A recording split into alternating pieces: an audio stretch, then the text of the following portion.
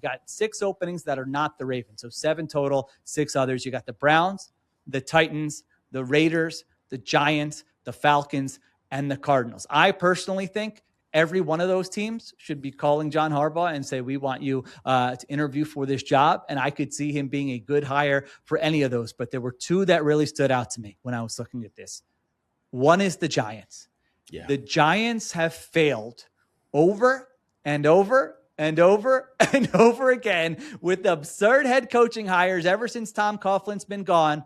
And now you have a guy who's going to bring stability, professionalism, who's going to raise the floor of your organization. And by the way, if you want to move on from Joe Schoen in a year, like you can do that because they're holding on to him now. What do you think about Harbaugh's next stop? Because I think he's coaching in the NFL next year somewhere.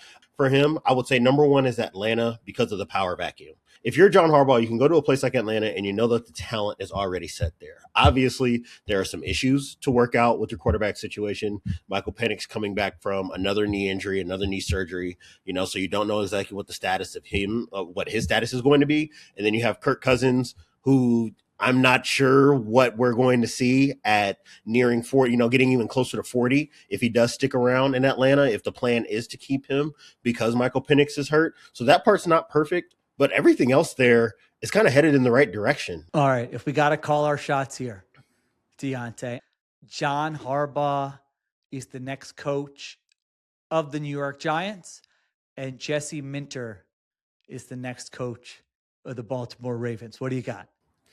I think I'm with you with Harbaugh because I think the Giants are most desperate to go get the kind of head coach that John Harbaugh is, and they will give whatever I think they need to bring him in. So I say John Harbaugh, Giants head coach. I think Brian Flores should be the Ravens head coach. Ooh, all right. I like it. I like the call. Like that idea.